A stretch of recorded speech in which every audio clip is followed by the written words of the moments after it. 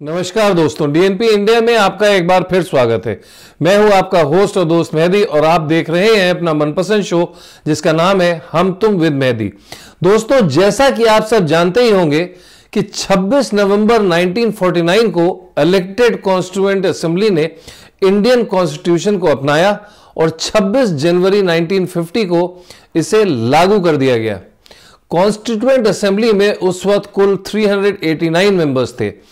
अब इसे आप चांस कह लीजिए या बदकिस्मती कि कॉन्स्टिट्यूशन के क्रिएशन और डेवलपमेंट की जब बात आती है तो हमें सिर्फ डॉक्टर बी.आर. अंबेडकर ही याद आते हैं।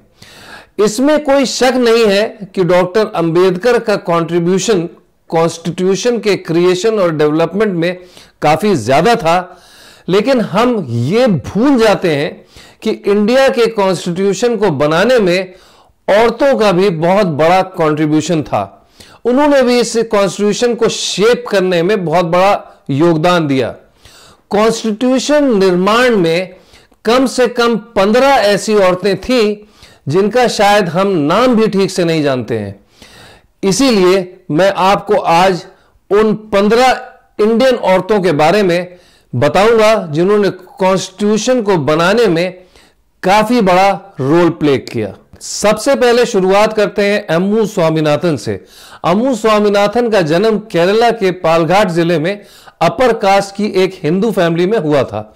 उन्होंने 1917 में मद्रास में एनी बेसेंट, मार्गरेट, मालती पटवर्धन, श्रीमती दादा भॉय और श्रीमती अंबुजमल के साथ महिला भारत संघ का गठन किया। वो 1946 में मद्रास कॉन्स्टिट्यूएंसी से कॉन्स्टिट्यूएंट असेंबली का हिस्सा बन गई। 24 नवंबर 1949 को कॉन्स्टिट्यूशन को पास करने के लिए डॉक्टर बी.आर. अंबेडकर ने एक डिस्कशन के दौरान अपनी स्पीच में ऑप्टिमिस्टिक और कॉन्फिडेंट अम्मू से कहा कि बाहर के लोग कह रहे हैं कि इंडिया ने अपनी औरतों को बराबरी का हक नहीं दिया है। अब हम कह सकते हैं कि जब भारतीय लोग खुद अपने कॉन्स्टिट्यूशन को तैयार करते हैं तो उन्होंने देश में हर दूसरे नागरिक के बराबर महिलाओं को अधिकार दिया है। वो 1952 में लोकसभा के लिए और 1954 में राज्यसभा के लिए चुनी गई थी। अम्मू ने भारत स्काउट्स एंड गाइड और सेंसर बोर्ड की भी अध्यक्षता की। दक्षिणानी वेलायुधन का जन्म 4 जुलाई 1912 को कोचीन में हुआ था। वो एक्सप्लॉयटेड क्लास की नेता थी। 1945 में दक्षिणानी को कोचीन लेजिस्लेटिव असेंबली में राज्य सरकार द्वारा नॉमिनेट किया गया था।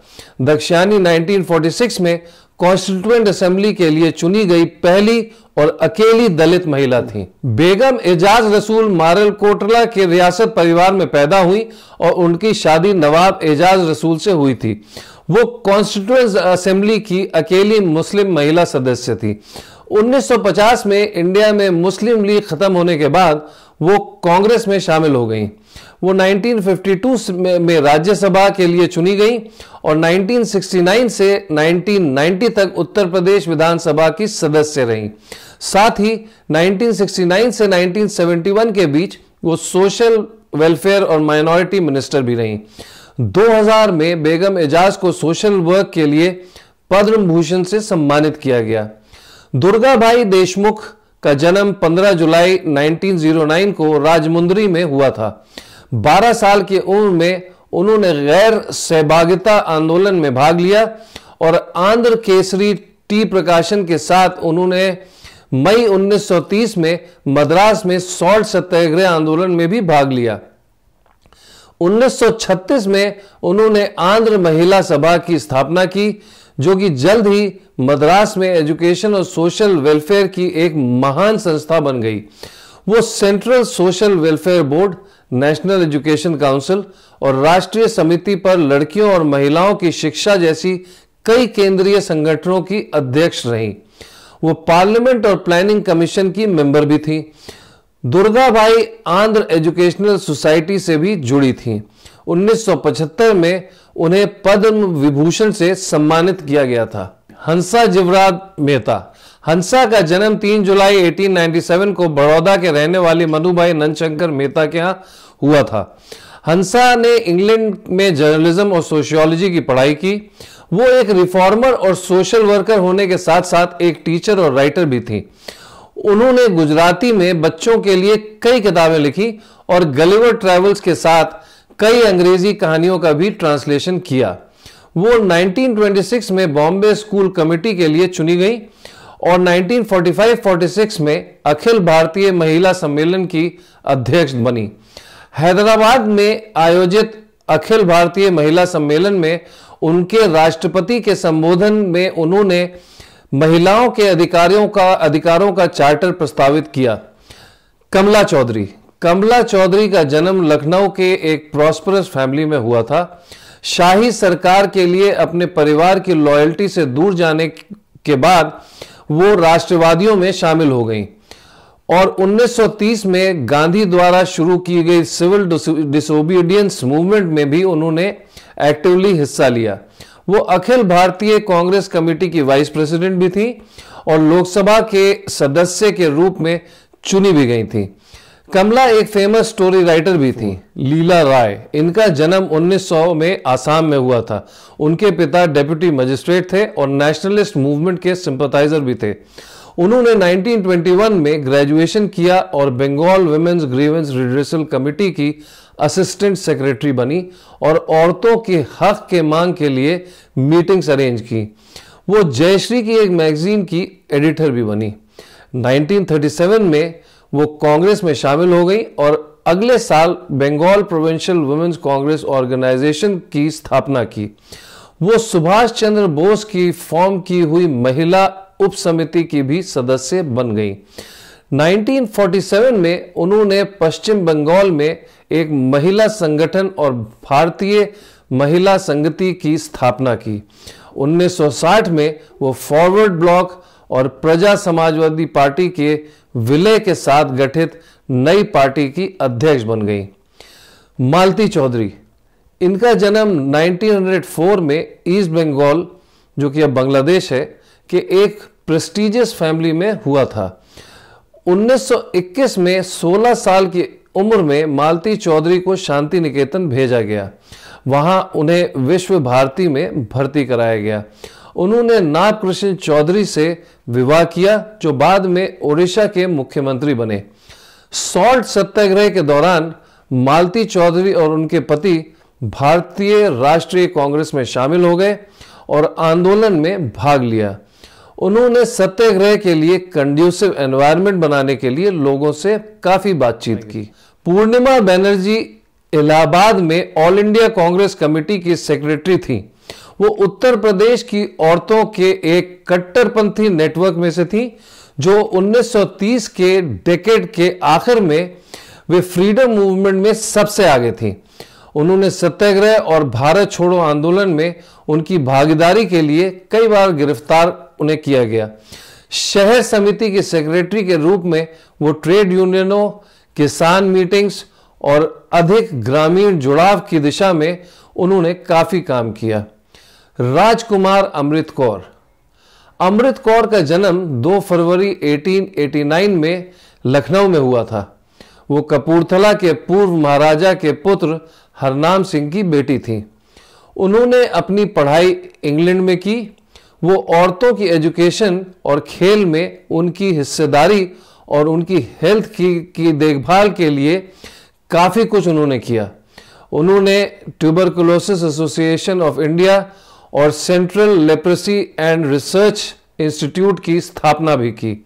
साथ ही वो रेड क्रॉस सोसाइटी के गवर्नर बोर्ड और सेंट जॉन एम्बुलेंस सोसाइटी की कर्मचारी समिति की अध्यक्षता में उपाध्यक्ष थी।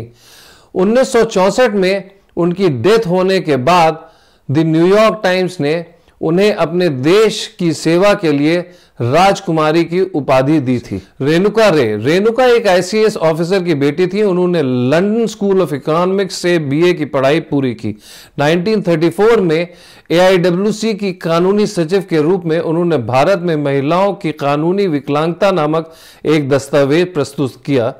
1943 से 46 तक वो केंद्रीय विधानसभा, संविधान सभा और अनंतिम संसद की सदस्य थीं। 1952 से 1957 में उन्होंने पश्चिम बंगाल विधानसभा में रिलीफ और रिहैबिलिटेशन मिनिस्टर के रूप में भी काम किया। इसके साथ ही वो 1957 में और फिर 1962 में लोकसभा में मालदा से सदस्य बनी। उन्होंने अखिल बंगाल महिला संघ की स्थापना भी की। सरोजनी नायडू का जन्म हैदराबाद में 13 फरवरी 1879 को हुआ था। वो इंडियन नेशनल कांग्रेस की प्रेसिडेंट होने वाली पहली भारतीय महिला थी। उन्हें हम नाइटिंगेल ऑफ इंडिया के नाम से भी जानते हैं। उन्होंने किंग्स कॉलेज लंदन और बाद में कैम्ब्रिज में पढ़ाई की। 1924 में उन्होंने भारतीयों के हित में अफ्रीका की यात्रा की और उत्तरी अमेरिका का दौरा किया। भारत वापस आने के बाद उनकी ब्रिटिश विरोधी गतिविधियों के चलते उन्हें कई बार जेल भी जाना पड़ा। सरोजनी नायडू अपनी लिटरेरी कैपेबिलिटीज के लिए भी जानी जाती थी। सुचेता कृपलानी, इनका जन्म हरियाणा में 1908 में हुआ था। उन्हें 1942 के भारत छोड़ो आंदोलन के लिए खास करके याद किया जाता है। कृपलानी ने 1940 में कांग्रेस पार्टी की महिला विंग की भी स्थापना की। आजादी के बाद कृपलानी ने राजनीतिक कार्यकाल में नई दिल्ली के एक सांसद और फिर उत्तर प्रदेश की राज्य सरकार में वो मिनिस्टर भी रहीं। वो भारत की पहली महिला मुख्यमंत्री भी थी। विजय लक्ष्मी पंडित, इनका जन्म 18 अगस्त 1900 में इलाहाबाद में हुआ था और वो भारत के पहले प्रधानमंत्री जवाहरलाल नेहरू की बहन थी। वो कई बार जेल भी गईं। उन्होंने अपने पॉलिटिकल करियर की शुरुआत नगर निगम से की और बाद में मंत्री भी बनी। वो पहली भारतीय महिला कैबिनेट मंत्री थी। एनी मैस्करिन, इनका जन्म केरला के तिरुवनंतपुरम में हुआ था। वो ट्रावनकोर राज्य से कांग्रेस में शामिल होने वाली पहली महिलाओं में से एक थी। ट्रावनकोर राज्य कांग्रेस कार्यकारिणी का हिस्सा बनने वाली पहली महिला वो बनी। मैस्करेन भारतीय आम चुनाव में 1951 में पहली बार लोकसभा के लिए चुनी गई थी। वो केरला की पहली महिला सांसद थी। तो दोस्तों, अगर आपको कॉन्स्टिट्यूशन के नाम पर सिर्फ और सिर्फ डॉक्टर भीमराव अंबेडकर का ही नाम पता था, तो इस वीडियो को देखने के बाद आज आपको यह पता चल गया होगा कि इस देश का कॉन्स्टिट्यूशन लागू करने में सिर्फ भीमराव अंबेडकर का हाथ नहीं था, बल्कि इन 15 शक्तिशाली महिलाओं का भी इसमें काफी बड़ा योगदान था। दोस्तों, आपको हमारा आज का ये एपिसोड कैसा लगा, हमें कमेंट बॉक्स में लिख करके जरूर बताएं। अगर आपको हमारा आज का ये एपिसोड पसंद आया हो तो प्लीज इसे लाइक करें, शेयर करें और अगर आपने हमारे चैनल को अब तक सब्सक्राइब ना किया हो तो इसे सब्सक्राइब करें। मैं मेहदी अब आपसे विदा लेता हूं। फिर मिलूंगा आपसे हम तुम विद मेहदी के अगले एपिसोड में किसी नए और गंभीर मुद्दे के साथ। तब तक अपना ख्याल रखें, खुश रहें और सुरक्षित रहें। नमस्कार।